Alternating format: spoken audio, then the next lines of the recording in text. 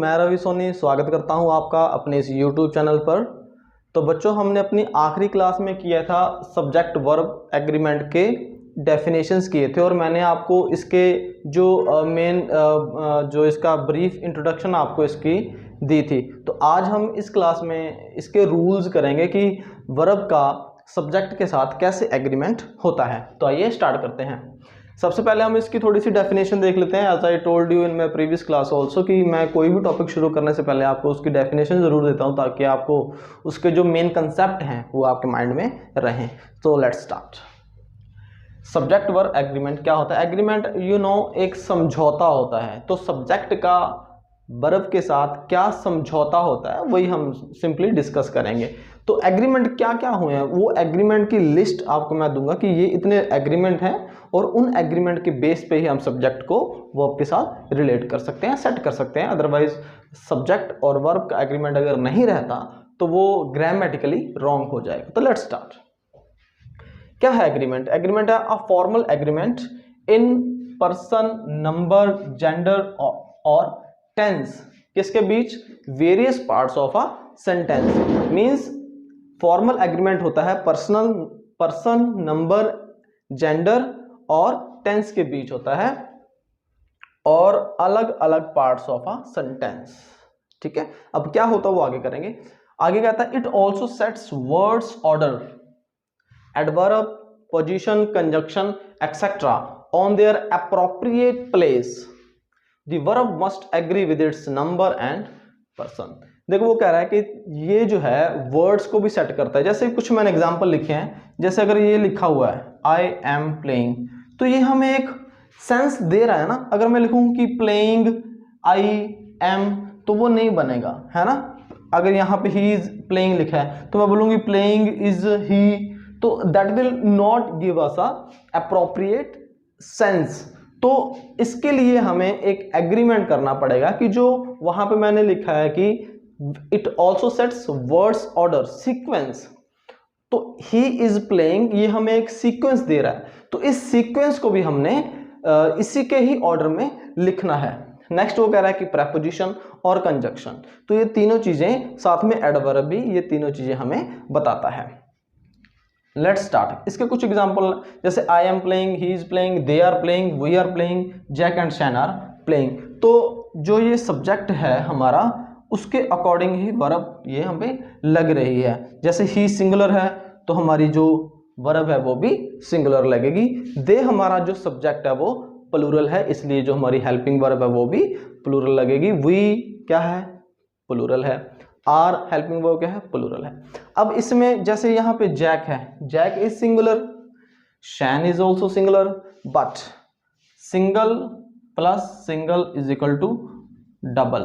तो डबल हो गया तो हमारा जो सब्जेक्ट है वो प्लूरल हो गया, तो हमारी हेल्पिंग वर्ब भी क्या लगेगी? प्लूरल लगेगी। ओके, तो इसमें मैंने कुछ टू बी फॉर्म्स लिखी हैं इसमें। तो टू बी फॉर्म्स कौन कौन सी हमारी? Is, am, are, was, were, will, shall, has, have, had. तो इसके जो ये वाली फॉर्म्स हैं ये सब्जेक्ट के अकॉर्डिंग लगेंगी। जैसे इज है तो वो सिंगुलर के साथ लगेगा, आई है सॉरी एम है ये आई के साथ लगेगा, आर है ये प्लूरल के साथ ही लगेगा, वाज सिंगुलर के साथ जो कि हमारा पास्ट में है, वर जो है प्लूरल के साथ लगेगा। लेकिन एक ये विश में भी लगता है, जैसे I wish I were a prime minister, तो वो मैं आपको कराऊंगा। जहाँ पे विश करते हैं, काश जिसको बोलते हैं, काश में ऐसा होता तो वहाँ पे वर लगता है, लेकिन that we will do in further. Will, shall, has, have, had, तो ये सारी चीज़ें हमारी सब्जेक्ट के अकॉर्डिंग चलेंगी। ये हमारी टू बी फॉर्म्स हैं, ये मैंने आपको सारी बता दी क्योंकि इन सभी का हम आगे जाके प्रयोग करेंगे, यूज करेंगे। तो यहाँ तक समझ आ गया। नेक्स्ट हम इसके करते हैं रूल्स। तो इसका पहले हम करेंगे सिंगुलर वर्ब। जो सिंगुलर वर्ब हमारे कहाँ कहाँ पे यूज होते हैं? तो सिंगुलर वर्ब हमारे यूज होता है कलेक्टिव नाउन पे। कई बार क्या होता है कि हम कलेक्टिव नाउन में ही पजल हो जाते हैं कि है तो ये कंबाइन और एक से ज़्यादा पर्सन के बारे में बात हो रही है, तो क्या ये सिंगुलर है या प्लूरल है? लेकिन उसमें हमने कंफ्यूज नहीं होना। देखिए कोई भी एक यूनिट बन जाती है ना तो वो एक में ही काउंट होगी। अगर मैं कहूँ कि this is the class, although class में तो ज़्यादा बच्चे होते हैं, 30 होते हैं, 35 होते हैं, 40 भी होते हैं, तो होता है वो प्लूरल में है, काफ़ी सारे बच्चे होते हैं, लेकिन वो एक यूनिट है ना। तो हम उसको क्या काउंट करेंगे? एक यूनिट काउंट करेंगे, तो वो एक यानी कि सिंगुलर में ही काउंट होएगा, तो उसको कलेक्टिव नाउन में क्लास भी तो होती है ना, तो वो क्या होएगी काउंट एक। हाँ अगर क्लासेस बोलो कि देयर आर 2 क्लासेस, तो अगर 2 यूनिट की बात करेंगे तो वो प्लूरल में काउंट आएंगे। हम इसको डिस्कस करते हैं थोड़ा। देखो कलेक्टिव नाउन कौन सा होता है, army, society, committee, mob, crowd, staff, crew, jury. Jury होता है जब 5, 6 या 7 जज बैठ के कुछ एक महत्वपूर्ण मुद्दे के ऊपर एक डिसीजन लेते हैं, तो एक ज्यूरी स्पेशल बैठती है 5 या 7, ये होती ऑड में है, 3 में, 5 में या 7 में या 9 में, तो ज्यूरी उसमें बैठती है, उसको ज्यूरी बोलते हैं जो जज बैठते हैं। पार्लियामेंट, असेंबली, मेजॉरिटी, तो ये सारे हैं तो दिखने में तो हमें प्लूरल लग रहे हैं, क्योंकि आर्मी एक बंदे की तो नहीं है, सोसाइटी भी एक इंसान से नहीं बन सकती, कमेटी भी एक से नहीं बन सकती, लेकिन ये कलेक्टिव नाउन है, तो इसलिए जब हम कलेक्टिव नाउन करेंगे तो मैं आपको और इसको ज़्यादा डिफाइन से बताऊंगा कि सिंगुलर कहाँ पे और प्लूरल कहाँ पे। तो सिंगुलर वर्ब हम इन सब में सिंगुलर वर्ब ही यूज करेंगे। अगर मैं कहूँ the Indian army is the best army in the world, the Indian army is the best army in the world, तो यहां पे क्या आएगा, इज क्यों आएगा, क्योंकि वो सिंगुलर की बात कर रहे हैं। नेक्स्ट हम यूज करते हैं, जैसे हम एवरीवन यूज करते हैं, everyone, anybody, everybody, somebody, someone, each other, one another, either, either, nobody, no one, anyone, तो ये सारी चीजें क्या हैं, ये सारी सिंगुलर ही हैं, इनको हम सिंगुलर मान के ही चलेंगे, हमें कभी भी इनको प्लूरल नहीं मानना है ना, हमने हमेशा इनको सिंगुलर लेके चलना। अगर मैं कहूं कि each of you will get a chocolate, each of you will get a chocolate, तो हमने इसको सिंगुलर लेके चलना है। अगर है एनीबडी, फिर है एवरीबडी, फिर है समवन, फिर है anyone, anyone of you can come and can collect the prize, each one, somebody, इन सब के साथ हम क्या यूज करेंगे, सिंगुलर वर्ब का ही यूज करेंगे, हमने कभी भी इनमें प्लूरल वर्ब का यूज नहीं करना है। फिर है हमारे पास a particular unit of quantity या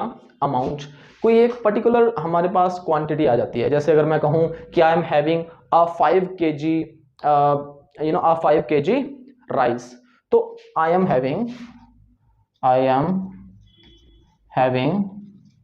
अ 5 kg राइस, तो ये अ आएगा, अ का मतलब सिंगुलर है ना, तो यहाँ पे सिंगुलर ही यूज करना है। 200, आई am having a 200 rupees note, 200 rupees note is not enough for him, 200 rupees is not enough for him, तो इज लगेगा, वहां पे आर नहीं लगेगा। हमने ये नहीं देखना कि 200 है तो वो प्लूरल है, नहीं, दैट इज सिंगुलर, तो हम उसको सिंगुलर लेकर चलेंगे।